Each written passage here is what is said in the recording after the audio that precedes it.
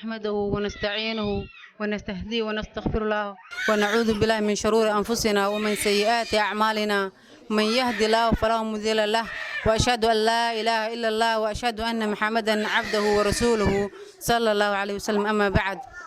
السلام عليكم ورحمة الله وبركاته xafladeena quruxda badan waxaan ku furfuranaynaa waxa lagu furfurto waxa uu qeyrka badnaa aayadaha quraanka kariimka waxa halkan nooga soo jeedin doonto Xamdi Xuseen Faarax soo dhaw Xamdi rabbi inna qawmi ittakhadhu hadha alqur'ana mahjura وكذلك جعلنا لكل نبي عدوا من المجرمين وكفى بربك هاديا ونصيرا وقال الذين كفروا لولا نزل عليه القرآن جملة واحدة كذلك لنثبت به فؤادك ورتلناه ترتيلا صدق الله halkaasi waxaan ugu aayadii quraanka kariimka ay xamdi noo soo jeedinaysay xafladani quruxda badan oo sida heerka sare ah loo soo agaasimay waa xaflad ay ku qalin jabinayso Asma Cabdullaahi Maxamed waxa soo agaasimay dhamaan reer Cabdullaahi iyo reer Carabow waxaan aad ugu faraxsanahay inaan ka soo qayb galo waxaan ugu hambalyeeynahay dhamaan ka soo qayb galayaasha xafladan oo iskugu jiro asxaab iyo walaalo iyo waalidiin waxaa halkaan maxay laga soo jeedin doonaa kelimado hadiyooyin waxaa halkaan maxay ugu yeerayaa abaayo Leila Cabdullaahi Maxamed oo halkaan ka soo jeedin doonto gabay baraarujin ah iyo kelimado ay ugu tala gashay walaasheeda Asma Cabdullaahi Maxamed waxa ugu tala galay gabay inaan kaga qayb qaato xafladeeda iyo maalinteeda quruxda badan qaliyada maanso waxaan qalinka ugu qaatay Qurayshtii ila dhalataa qatintay quraanka qaadirkeen soo dejiyay Jibriil soo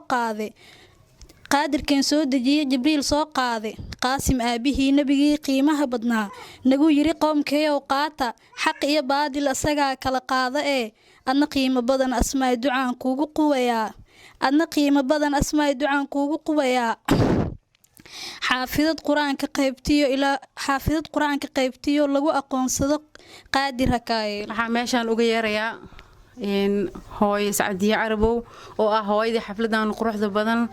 ka dambeysay ma sha Allah waa ugu hambalyeynaa xafladan soo dhawaad maam Saadiya waxa mahad iska leh Allihii noo suurtageliyay inaan iskugu nimaado maanta anagoo nabadoon xafladan aad u quruxda badan intii xaflad aan joogo waa xafladii iigu sharafta iyo qiimaha badneed waa ma sha Allah gabadheeda curada Asma Cabdullaahi Maxamed ayaa maanta quraanka ka qalin jabisay xafladan ayada loo dhigay waxa aad ugu mahad celinaya dhamaan ka soo qayb galayaasha xafladda igala soo qayb galay ha ahaadaan saaxiibo asxaab walaal ehel inta aan jeclay ee maanta xafladda imaade waa mahadsan yihiin gabadheedana waxaan ku waaninayaa in quraanka waa dhameysay meeshaas ay uga harin hadii Ilaahay yiraah ee hore u sii wado wax barashadeeda kalena ma sha Allah ay sii wadi socoto hadeertaan waxaan ku soo dhaweynayaa maama Nasra Cabdiraxmaan oo halkaan kelimad qurux badan ka soo jeedin doonto asxaabta xafladan quruxda badan leh oo wax la isku yimaado wax ugu qeyr badan inta ka soo qaybasho gal kulligiin ba hambaliyaan idin leeyahay gabadheeyda oo qaaliga oo walaashay aan jeclaa Saadiya Carabow wax ay dhashay waxaan ugu hambaliyayaa quraanka Ilaahay ma sha Allah ay ku qalin jibisay tiisi wado tafsiiriso quraan soo macluumaad naqato Allah ka dhiga insha Allah Ilaahay idinkiisa inaan ku baray badneed ee qalin jabinta quraanka kariimka Asma Cabdullaahi loo sameeyay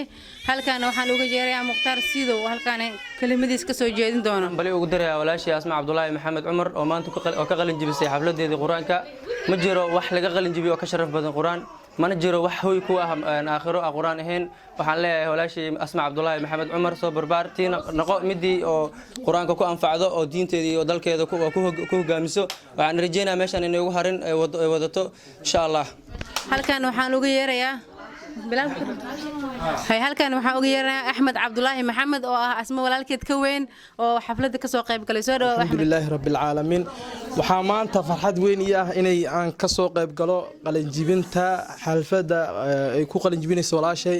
ee ka qalin jibinayso Qur'aanul Kariim ru'aanta farxada ii tahay waa markii ugu horeysay xaflad qiimo badan oo lagu qalin jibinayo Qur'aanka aan kaga soo qayb galo walaashay waxaan leeyahay tii Qur'aanka wado Allah ka dhigo midii barto oo dadka ehelada iyo asxaabta iyo soomaalida iyo dhammaan muslimiinta bartana allah kaa dhintaas alle waxaa sii socda kelimooyinkii halkaana waxaan halkaana ka wacayaa abaayo fadxi cabdulaahi maxamed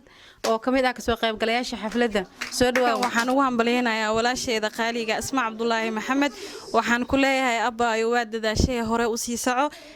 anaa kaa dhiga midii khayrakum man tacallama alqur'aana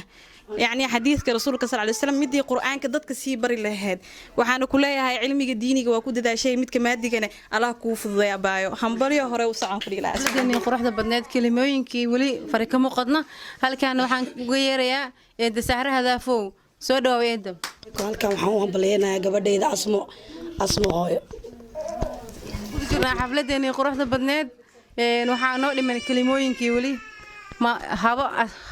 haba safiyo حسن عربو سودوا هوا